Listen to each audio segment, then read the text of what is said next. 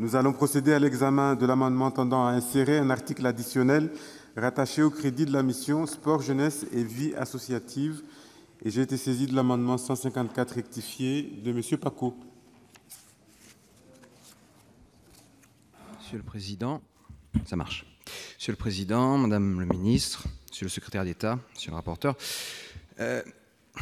jadis dans l'ancien monde, il y avait une étrange créature dont on a beaucoup parlé tout à l'heure, c'est la réserve parlementaire, qui est une véritable gorgone, stigmatisée, diabolisée par ceux qui ne la connaissaient pas et qui ne savaient pas à quel point elle pouvait être utile, elle pouvait même être salvatrice pour les communes au budget modeste et pour les associations peu fortunées.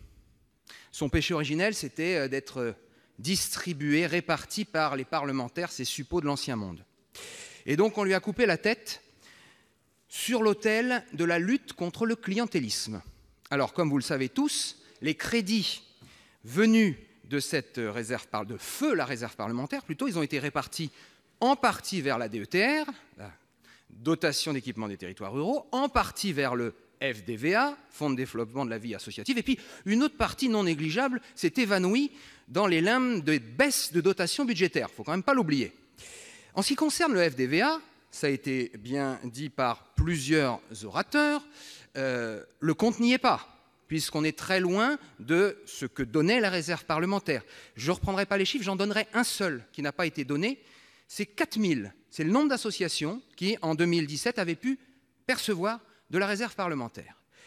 Ce FDVA, aujourd'hui, il existe et il est précieux pour les rares, très rares, trop rares associations qui en bénéficient.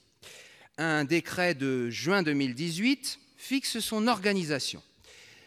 Les modalités de sa répartition sont particulièrement floues et opaques.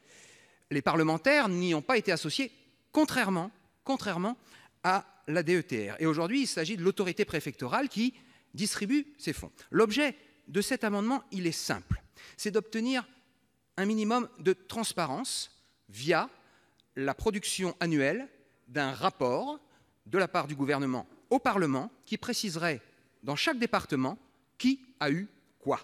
Parce que nous sommes saisis, enfin personnellement, moi dans mon département, j'ai rencontré énormément de présidents d'associations qui ont envoyé un dossier à la préfecture, qui n'ont pas été satisfaits et qui ont vu certains de leurs petits amis avoir certaines sommes non négligeables. Transparence, s'il vous plaît. Merci, chers collègues. Quel est l'avis de la commission ? Bien, la commission, là, ça va vous surprendre, je vais parler sous le contrôle de mon éminent président et en rapportant également la position du rapporteur général.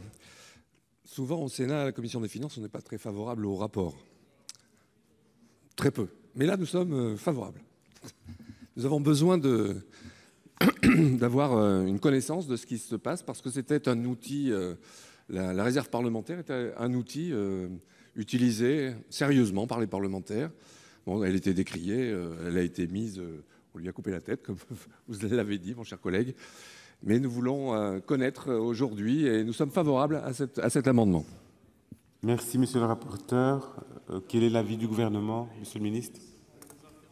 Oui, merci Monsieur le Président. On a eu en commission, et d'ailleurs vous étiez présent, un débat sur le FDVA. Moi, je veux redire rapidement ce que j'avais dit à l'époque. C'est que le FDVA a effectivement été mis en place de manière rapide. Et moi-même, à l'époque, en tant que député, j'avais, j'allais dire dénoncé, c'est peut-être un peu fort, mais en tout cas, j'avais regretté que notamment sur le calendrier, ce soit compliqué à la fois pour les associations elles-mêmes et pour les parlementaires qui voulaient relayer aux associations l'existence de ce fonds et la possibilité d'aller demander une subvention. Ça s'est fait au cœur de l'été. J'ai déjà annoncé que le calendrier allait évoluer et que l'ensemble de la procédure se ferait au premier semestre 2019, entre janvier et juin, depuis la demande de subvention jusqu'à la liquidation des fonds sur les comptes des associations. Donc c'est déjà une évolution importante et ça donne déjà de la visibilité aux associations qui vont pouvoir s'emparer davantage de ce dispositif. Ensuite, il y a la question de la transparence. Et je suis sensible aussi à cette question-là. Transparence sur les critères qui ont été mis en place dans chacune des commissions, parce qu'il faut rappeler, ce n'est pas le préfet qui tout seul décide de l'allocation des fonds. Il y a quand même une commission avec des représentants des associations, avec des représentants des élus locaux. Alors, moi, j'entends qu'il puisse y avoir des disparités. si je peux m'exprimer, je suis moi-même élu local dans mon département, et moi-même j'ai posé des questions sur le FDVA dans mon département. Si je peux juste terminer mon propos.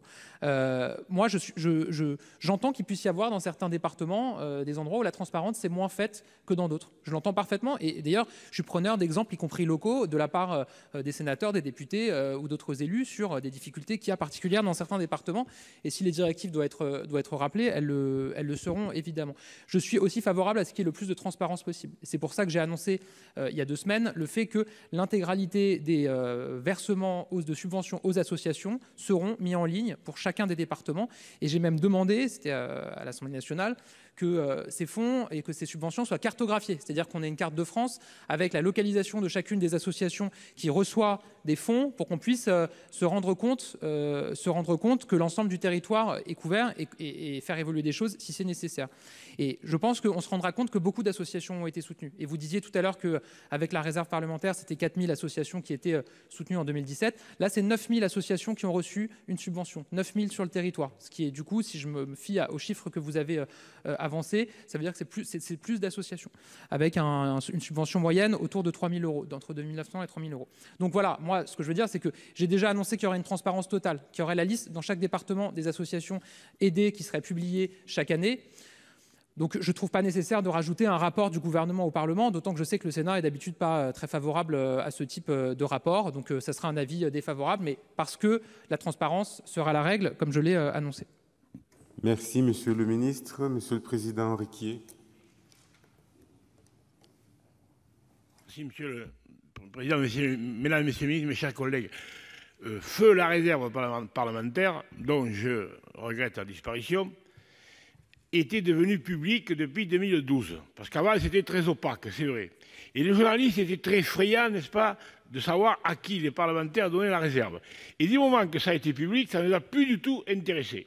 Alors, je salue l'annonce de M. le ministre pour dire que ces fonds sportifs au monde associatif seront mis en ligne, parce que c'est très bien que ce soit mis en ligne.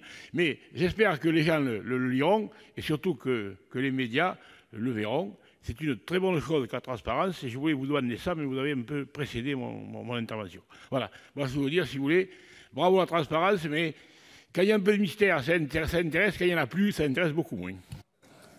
Merci, Monsieur le Président. Je mets aux voix l'amendement 154 rectifié terre avec un avis favorable de la Commission et défavorable du Gouvernement. Qui est pour? Qui est contre? Qui s'abstient? Il est adopté.